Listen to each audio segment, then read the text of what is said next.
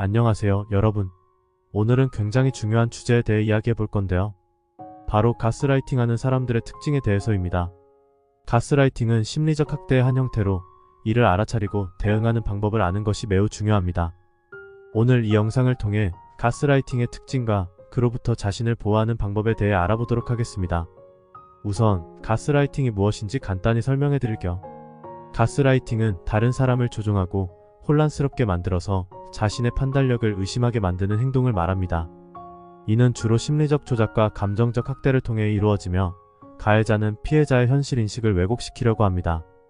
예를 들어 누군가가 반복적으로 "너는 왜 그렇게 민감해? 라고 말하며 당신의 감정을 깎아내린다면 이것이 바로 가스라이팅입니다. 피해자는 스스로를 의심하게 되고 결국 가해자가 말하는 것이 맞다고 믿게 됩니다. 이러한 과정은 피해자의 정신적 건강을 심각하게 해칠 수 있습니다. 1. 지속적인 거짓말. 가스라이팅하는 사람들은 지속적으로 거짓말을 합니다. 그들은 사실을 왜곡하고 상황을 꾸며내어 상대방이 혼란스럽게 만듭니다. 예를 들어 "나는 그런 말을 한 적이 없어라며 명백한 사실을 부정합니다. 피해자는 자신의 기억을 의심하게 되고 결국 가해자가 말하는 것이 진실이라고 믿게 됩니다. 이러한 거짓말은 피해자가 스스로의 기억이나 감정을 의심하게 만드는 역할을 합니다. 책임 회피. 가해자는 자신의 잘못을 인정하지 않고 모든 문제의 원인을 피해자에게 돌립니다. 그들은 "내가 그렇게 느낀다면 그건 내 문제야 라며 책임을 회피합니다. 예를 들어 가해자가 늦게 돌아와서 문제가 생겼다고 하면 "내가 시간을 잘못 기억하는 거야 라며 피해자의 잘못으로 돌립니다. 이러한 행동은 피해자가 자신을 비난하게 만듭니다. 3. 피해자 탓하기. 가해자는 문제의 원인을 항상 피해자에게 돌립니다. 그들은 "내가 그렇게 느낀다면 그건 내 잘못이야 라고 말하며 자신의 행동에 대한 책임을 피해자에게 전가합니다. 예를 들어 가해자가 무례한 행동을 했을 때 "내가 그런 반응을 보였기 때문에 내가 그렇게 행동한 거야 라며 피해자를 탓합니다. 이는 피해자가 자기의심에 빠지게 만드는 효과가 있습니다. 4. 모순된 행동. 가스라이팅하는 사람들은 행동이 일관되지 않습니다. 어떤 날은 친절하고 사랑스럽게 대하지만 다음 날에는 차갑고 무관심하게 대합니다. 예를 들어 가해자가 한때는 극도로 친절하고 사랑스럽게 행동하다가 갑자기 냉담하게 대할 때 피해자는 혼란을 느끼게 됩니다. 이러한 모순된 행동은 피해자가 가해자의 신뢰를 의심하지 않도록 만듭니다. 피해자는 그가 좋은 사람일 때도 있었으니까 라는 생각에 빠져 가해자를 믿게 됩니다. 가스라이팅의 신호. 1. 의심과 혼란.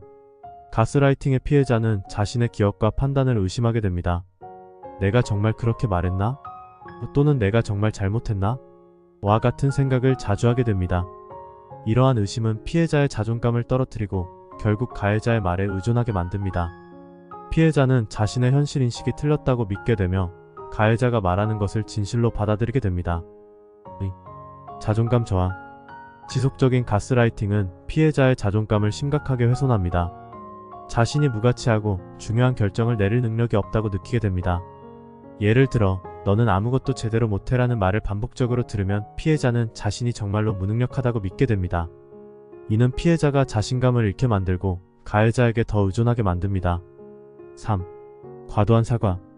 피해자는 항상 자신이 잘못했다고 생각하고 과도하게 사과합니다. 이는 가해자가 원하는 방식대로 행동하려는 심리적 압박에서 비롯됩니다. 예를 들어 작은 실수에도 "정말 미안해, 내가 잘못했어 라고 반복적으로 사과하게 됩니다.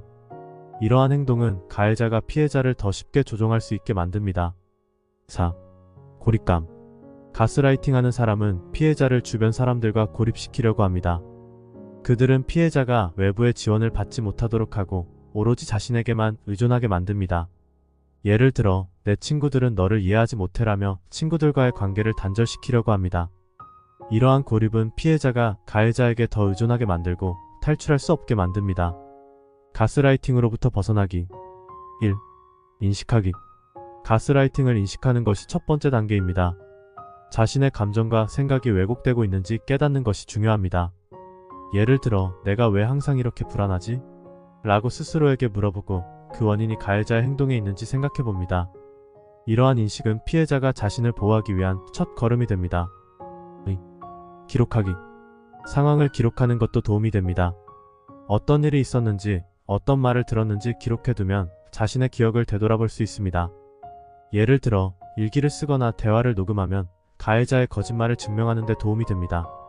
이러한 기록은 피해자가 자신의 현실을 다시 확인할 수 있게 해줍니다. 3. 지원 시스템 구축. 친구, 가족, 심리상담사 등 믿을 수 있는 사람들과의 관계를 유지하는 것이 중요합니다. 외부의 지원을 받으면 자신을 더 잘 보호할 수 있습니다. 예를 들어 신뢰할 수 있는 친구나 가족에게 상황을 이야기하고 도움을 요청합니다. 심리상담사를 통해 전문적인 도움을 받을 수도 있습니다. 이러한 지원은 피해자가 가해자로부터 벗어나고 다시 자신감을 찾는 데 큰 도움이 됩니다. 가스라이팅은 매우 교묘하고 해로운 심리적 학대입니다. 이를 인식하고 자신을 보호하는 방법을 아는 것이 중요합니다.